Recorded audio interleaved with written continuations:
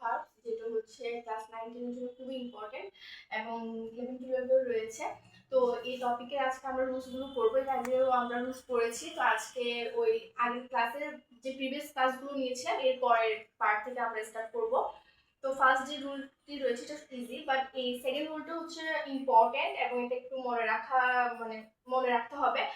তো present simple বা present perfect tense যদি থাকে এবং মাঝখানে যদি অ্যাজ ইফ, অ্যাজ তো এবং হচ্ছে সিন থাকে, এর পরের পার্টটি পাস্ট সিম্পল বা হচ্ছে পাস্ট পারফেক্ট হবে। মানে যদি প্রেজেন্ট সিম্পল এবং প্রেজেন্ট পারফেক্ট থাকে তাহলে পাস্ট সিম্পল দিব অবশ্যই, এবং পাস্ট সিম্পল থাকলে পাস্ট পারফেক্ট। পাস্ট সিম্পল মানে বুঝাচ্ছে পাস্ট ইনডিফিনিট টেন্সকে বুঝাচ্ছে, এবং মাঝখানে যদি এই শব্দগুলো থাকে অ্যাজ ইফ, অ্যাজ দো এবং হচ্ছে সিন, তাহলে এটা মুখস্থ করতে হবে এটা। এবং এর মধ্যে যদি আমরা এক্সাম্পল দেখি তাহলে it has been a long time, এখানে আমরা যেহেতু সিন দেখতে পাচ্ছি এবং it has been long time, এবং এখানে হচ্ছে ইট হ্যাজ বিন দিয়ে বুঝাচ্ছে প্রেজেন্ট পারফেক্ট টেন্স। এর মধ্যে যদি প্রেজেন্ট পারফেক্ট থাকে তাহলে হবে পাস্ট ইনডিফিনিট বা পাস্ট সিম্পল, তাহলে হচ্ছে মিট যেটা রয়েছে সেটা পাস্ট টেন্সে হবে। এবং এই রুলটি যদি আমরা দেখি উড দ্যাট আই, এখানে হচ্ছে উড দ্যাট যদি থাকে অবশ্যই আমরা কুড আনবো এবং যে মাঝখানে যে ভার্বটা দেয়া থাকবে সেটাই আমরা বসিয়ে দিব। তো এখানে বি ছিল বি এবং ডু থাকলে ডু, তাহলে বোঝা গেল উড থাকলে আমরা কুড আনবো। তো would that I could be a verb বা would that I could do that. এরপর আমরা আরেকটা রুলস করব।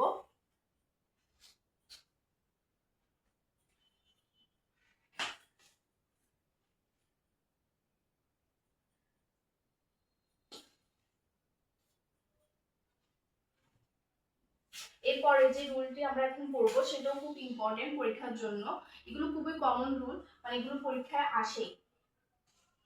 এর আগে যেটা ছিল অ্যাজ ইফ, সিন, ওটাও খুব ইম্পর্টেন্ট।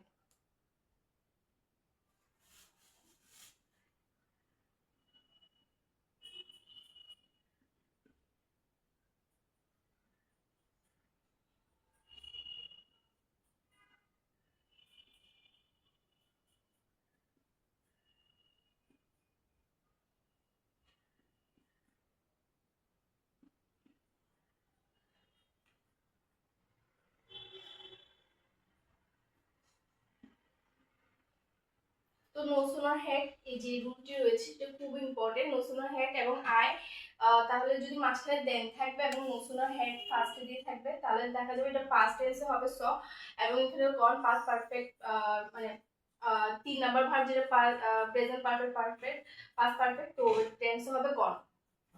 নো সুনার হ্যাড এর রুলসটি ইম্পর্টেন্ট এবং মাঝখানে থাকবে দেন।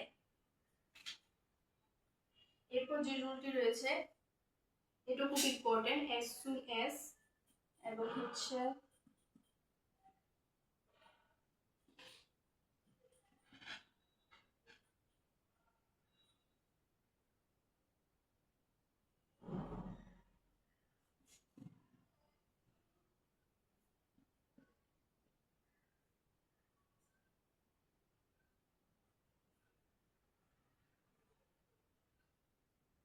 তো as soon as যদি থাকে এবং আই, এখানে যেটা ব্র্যাকেটে যে ভার্বটি দেওয়া আছে সেটা ফার্স্ট ফর্মে হয়ে যাবে তাহলে হবে ওয়েন্ট, এবং যে পরের ভার্বটি সেটাও আমরা ফার্স্ট ফর্মে বসাবো তাহলে স হবে।